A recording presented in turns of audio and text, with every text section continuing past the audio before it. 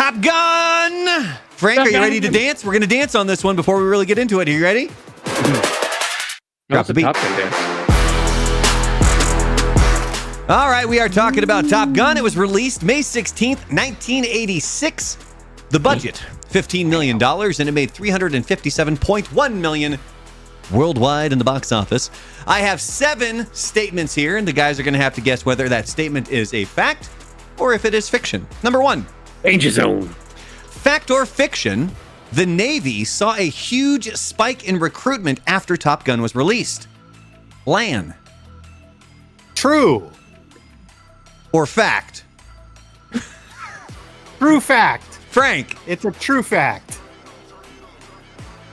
True fact. Hey. Are you saying true as well? Fact? I'm saying fact. All right. Yeah, you both got it. So after Top Gun hit theaters, Navy recruitment jumped up by 500% in some areas, and the military even set up booths in theaters. The movie glamorized fighter pilot life so effectively it became a recruitment goldmine, despite the intense training and danger the real job requires. It was the military, let's just say, was heavily involved with Top Gun. And this is even one kind of weird at first. Obviously, this one's not from the 1986. This is from when Maverick came out. But it almost when that first came up, like it almost looked like he was coming out of Tom Cruise, like the side, or Tom Cruise was so much taller than him. That was a little jarring for a second. Oh, the poster behind him? Toys. Yeah, the way he's lined up with it. He looks like part of the poster. Yeah. Fact or fiction? Tom Cruise almost passed on Top Gun because he was afraid of how powerful of a recruiting tool the movie would be for the military. Frank. I was just thinking about his religion and recruiting, but I'm going to go fiction. Lan. Fact. What did you say, Frank? I said fiction, but I think I wanted to say fact. I'm going to go fiction. It is fiction. Tom Cruise was not worried about that at all. But Matthew Modine was. Modine, a pacifist, was up for the role of Maverick, but he believed the movie would be used as a recruitment tool for the real-life military, so he passed on the role. With the 500% spike in recruitment in the year following its release, the Navy and Air Force actively used Top Gun Maverick as a recruiting tool in 2022. Fact or fiction? Tom Cruise insisted on doing his own stunts, including flying the fighter jets. Lan. Well, knowing his history from recently, I guess I'll say fact. He likes to do his own stunts. Yeah, that dude's a maniac. That's a fact. No, I'm sorry. Cruise did ride along in the real fighter jets, but he didn't fly them in Top Gun. Navy pilots handled the flying. But he did experience real G-forces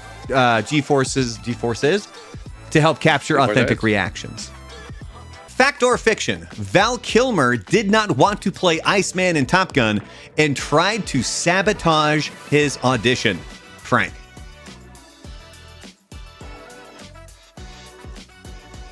Let's go fact. Lan? I think it's fact too. Yeah, that is a fact. Kilmer was not interested in the role and went to the audition reluctantly. He even tried to act bad on purpose, but his natural swagger and intensity were exactly what the producers wanted. He got the part and then ended up becoming the iconic Iceman. By the way, when I was first finding out about this movie, I legitimately pictured him as Iceman from the Marvel Comics. Did you? Yeah. I thought they named him after that guy. When I saw it as a kid, I was like, did he get the name because he's a fan of the Iceman? Yeah, I was like, the X-Man? He's a fighter pilot? What? Iceman used to be your favorite. Loved Iceman. Iceman was amazing. Next up, he was gay. Goose. Well, he became gay, and there's nothing wrong with that. Which, by the way, I was just watching something earlier from Crocodile Dundee. The scene where he's in the city and the guy's like up on the ledge of the building, and the guy's like, I'm gonna jump off. And then Crocodile Dundee's like, why? And he's trying to essentially talk the guy down. And he's talking about how he like lost his love and how he thought that he was in love and the other person didn't.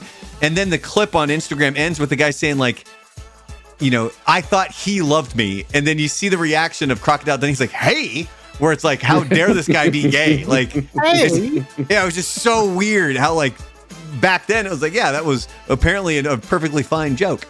Next up, fact or fiction? Goose's death was based on a real training accident. Frank.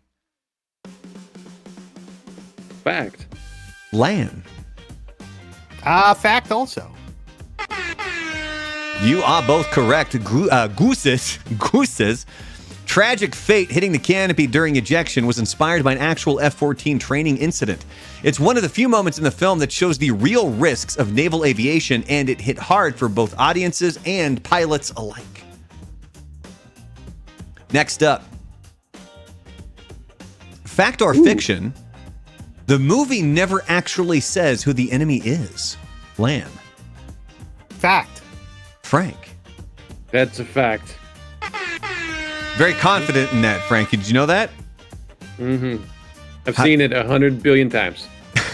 So the script, it is a fact, the script intentionally avoids naming the enemy nation. The jets have generic markings and terms like MiG and bogey are used, but the country is never explicitly stated, allowing Top Gun to play globally without political backlash.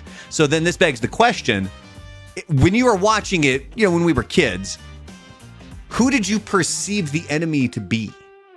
Like, is there a country that you thought it was? With it being the 80s, I always thought it was Russia. Yeah, it was USSR. That's what it always was in my head. Yeah. I mean, the MiGs were Soviet jets. Yeah, see, I assumed it was somewhere in the Middle East. I don't know why. Oh. Because you watched Iron Eagle. No, Oh my God! I know. I you think watched Frank Hot just hit the. Shots, that's why. I think Frank just hit the nail on the head. I think that's why. I think it's because I'd seen Iron Eagle, and so I immediately assumed that. I saw a meme where it takes from Maverick when Ed Harris goes, "You're the only pilot in the last 40 years to shoot down like 5 enemy aircraft or whatever," and it goes to Tom Cruise. He's like, "I know," and then the third space is the guy from Iron Eagle, and he goes, "Not so fast." All right, final one. Fact or fiction? Berlin's "Take My Breath Away" was almost cut from the film. Frank. It's fact. Lan. I will say fiction.